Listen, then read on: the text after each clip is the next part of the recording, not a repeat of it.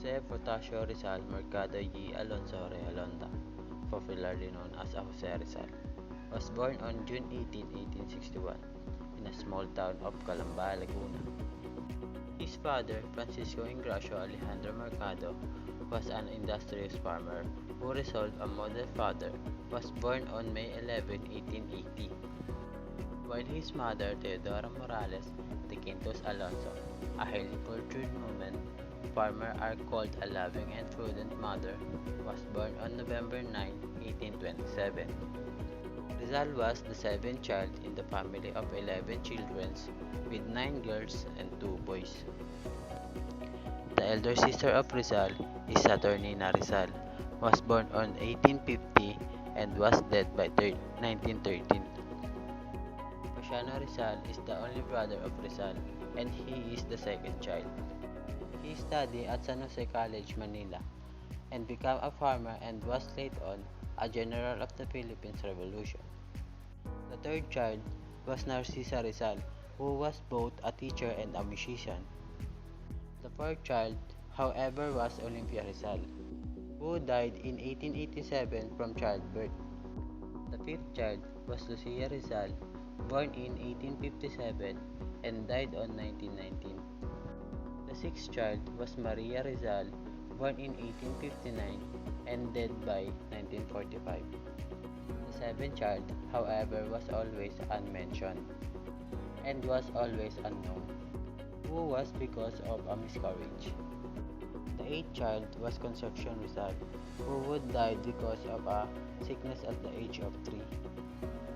The ninth child, Josefa Rizal, was an epileptic and died because she was a spinster. The tenth child was Trinidad Rizal, who died a spinster and the last of the family today. And the youngest child was Soledad Rizal, who had no inkling of her death. First teacher of Rizal was his mother. He learned at the age of 3 the alphabet and the prayers. The private tutor of Rizal was Maestro Celestino, Maestro Lucas, and Leon Monroy. Rizal entered in 1872 in Ateneo and graduated at March 23, 1877 with a degree of Bachelor in Arts. University of Santo Tomas was under Dominicans during his first term in 1877 to 1878 in UST, tested at cosmology, metaphysics, and history of philosophy. In May 1882, Jose Rizal got the ship to Spain without informing parents of his true intentions. Rizal went to Singapore, Colombo, and Suez Canal before reaching Europe. In 1882, Rizal reached Spain and enrolled at the Universidad Central de Madrid. On June 1884, he graduated with a medical degree at the age of 23. After completing his studies in Spain, Rizal went to Paris in Germany for his specialization in ophthalmology. He chose this course of medicine because he wanted to cure his brothers with growing eye ailment. During his stay in Paris, Rizal registered in the clinic of Dr. Louis Becker, who is sleeping 50 to 100 patients a day, and their services was considered at Chilani Ophthalmology Specman. Rizal resorts are journey unit includes places like Naples and Marseilles, Barcelona, Madrid, Paris to Berlin, Heidelberg, Leipzig and Dresden, Berlin, Blumentritt and Litmeritz, Italy, Prague, Linz, Switzerland, and Geneva. Jose Rizal lived in Europe for 10 years. During the European World War, he also began writing novels. Rizal finished his first book, The Noli Me Tangere. There are a significant women in Rizal's life. There were Segunda Katigbak, Leonor Valenzuela, Leonor Rivera, Consuelo Ortega, Ostazan, Gertrude Beckett, Nellie Basted, Suzanne Jacobi, and Josephine Broche. Suzanne Jacobi and Josephine Broche, having traveled extensively in Europe, Asia, and America. He mastered 22 languages. This includes Greek, Hebrew, Chinese, English, Japanese, Russian, Spanish, Filipino, Arabic, German, Swedish, Portuguese, Malay, Sanskrit, Italian, and other native dialects, a versatile genius resolved as a sculptor, architect, poet, economist, businessman, artist, educator, acknowledges, historian, inventor, novelist, journalist, farmer, cartoonist, ophthalmologist, musician, sociologist, and many more.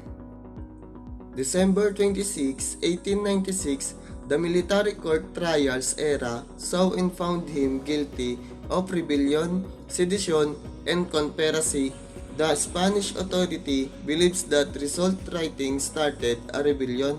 On December 29 at 6 a.m., Rafael Dominguez Rancorius, all his death sentence at around 7 a.m. of December 29, Rizal was transferred to his death cell in Port Santiago by 6:30 a.m. Results in Bagong Bayan, or later known as the Luneta Park. At 7 a.m. of December 30, 1896, the 35-year-old patriot was shot in the back by firing squad. Jose Rizal's death was carried out when a command Virgo was heard and Rizal made an effort to face a firing squad, but his bullet-riddled body turned to the right and his face directed to the morning sun. Jose Rizal is still remembered today throughout the Philippines for his brilliance, his courage, his peaceful resistance, and his compassion. Filipino School Children Study Series, a literary work. The Philippines declared its independence from Spain on June 12, 1898. It was the first democratic country in Asia. Rizal History Photos. Jose Rizal fencing with Juan Luna and Mariano Ponce in Paris, 1883. Jose Rizal Family Picture. Jose Rizal at the center beside Marcelo del Pilar from a group portrait in Madrid. Jose Rizal Execution at Bagong Bayan, Katipunero, with the portrait of Jose Rizal.